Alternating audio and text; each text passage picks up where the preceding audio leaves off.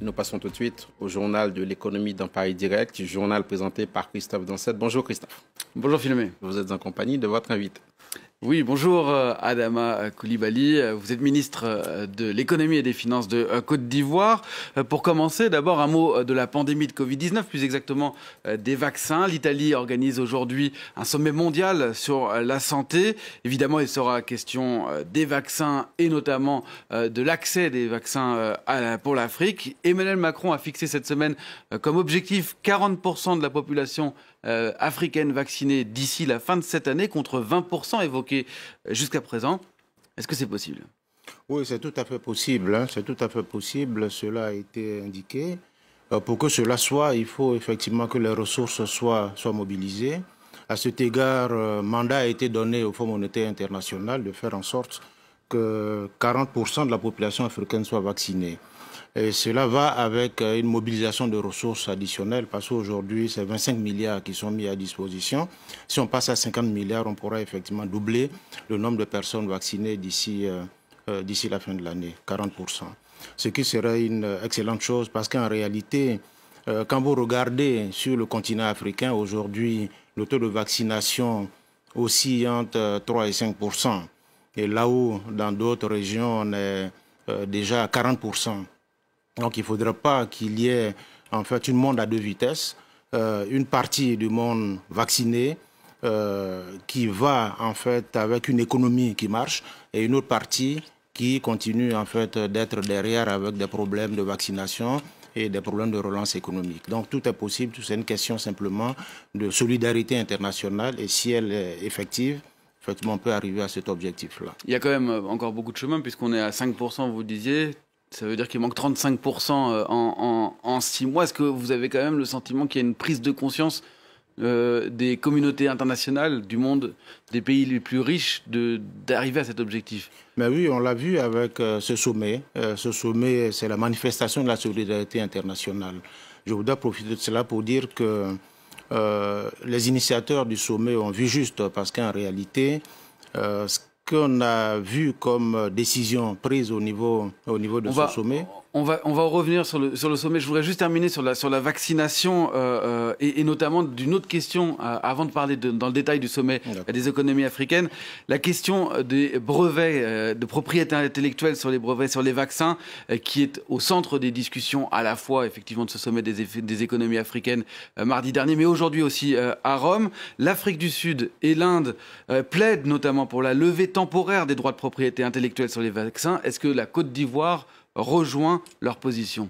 Tout à fait, parce qu'il faut effectivement régionaliser la production de vaccins pour qu'on ait plus de vaccins disponibles pour la population.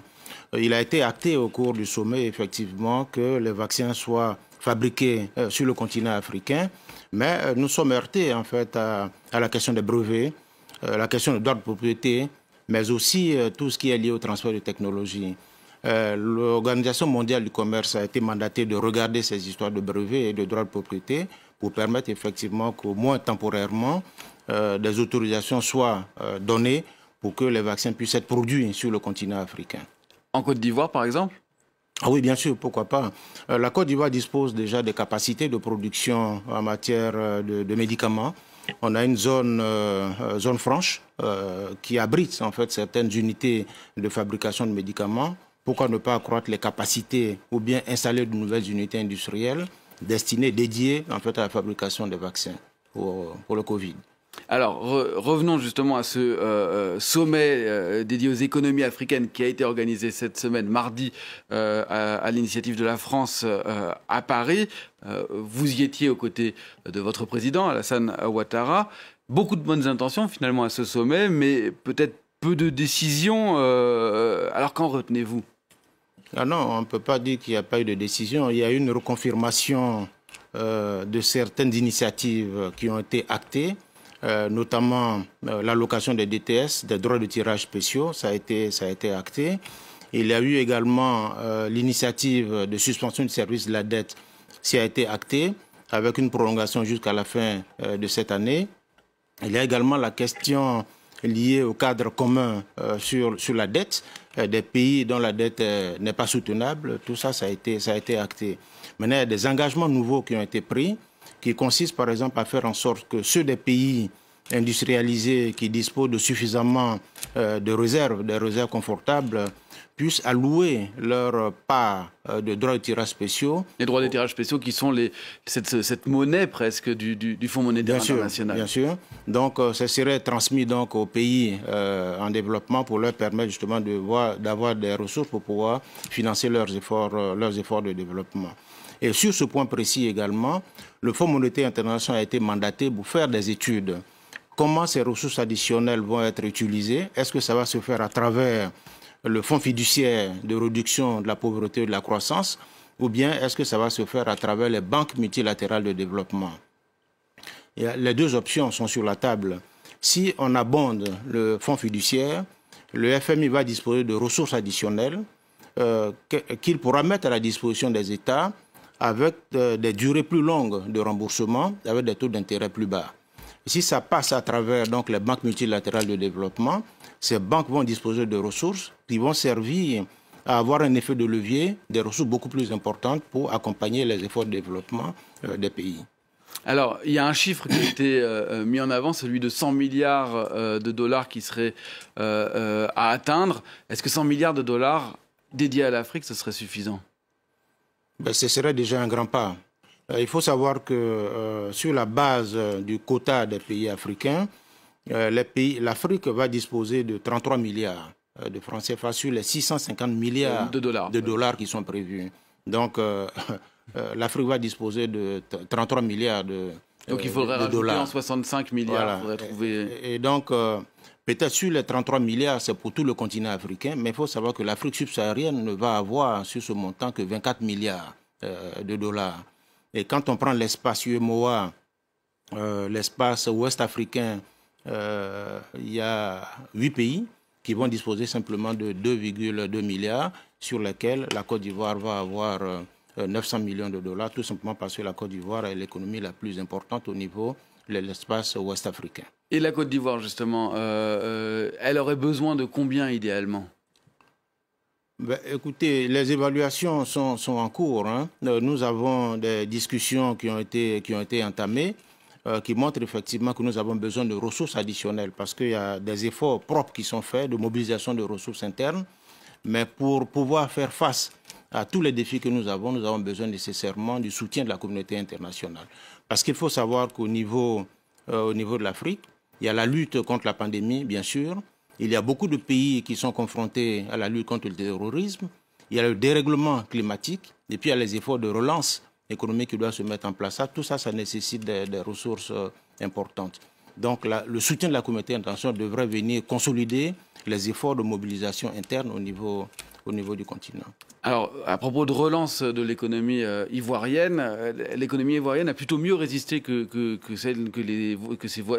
les économies voisines et même que les économies du monde, puisqu'il ressort avec une croissance positive, on le voit en 2020, plus 1,8%. Cette année, vous prévoyez une croissance forte? Non, cette année 2021, on prévoit un rebond économique à 6,5%. Mais peut-être qu'il faut revenir un peu sur ce qui s'est passé sur l'année 2020. La pandémie, la Covid a effectivement posé beaucoup de problèmes parce qu'avant la Covid, nous projetions un taux de croissance de 7,2%, ce qui était dans la tendance que nous avions depuis 2012. Il faut savoir que de 2012 à 2019, le taux de croissance en moyenne a été de 8%. Donc en 2020, on prévoyait 7,2%. Et la Covid est venue compromettre les efforts. Mais malgré cela, notre économie, l'économie de la Côte d'Ivoire a été résiliente, vous l'avez mentionné, avec un taux de croissance de 1,8%. Ce qui est exceptionnel dans un contexte de morosité internationale, où il y a une récession mondiale, une récession sur le continent africain. Donc ça, c'est extrêmement important. C'est parce que notre économie dispose de fondamentaux solides. Notre économie est relativement diversifiée par rapport aux autres économies. Et surtout, nous avons mis en œuvre des réformes assez fortes qui, aujourd'hui, donnent des résultats. Alors, pour 2021, je l'ai dit, 6,5% de rebond, et ça, c'est un minimum. Mais il faut se placer dans une perspective, en fait, de moyen et de long terme. Vous savez, le président de la République, Alassane Ouattara... Je suis désolé parce qu'on a plus de temps. Un mot juste pour dire, est-ce que vous êtes confiant ou, pour l'avenir en un mot? Bien sûr, tout à fait confiant, parce que nous nous inscrivons dans la vision du président de la République, Alassane Ouattara, qui a une vision très claire pour la Côte d'Ivoire. Cette vision est soutenue par des objectifs chiffrés qui eux-mêmes se déclinent en fait à travers les axes du plan national de développement sur la période 2021-2025. Et ce plan national de développement va être mis en œuvre prochainement pour la réalisation de la vision du chef de l'État. Merci beaucoup, Monsieur le ministre. Merci beaucoup d'avoir accepté notre invitation. C'est moi qui vous remercie.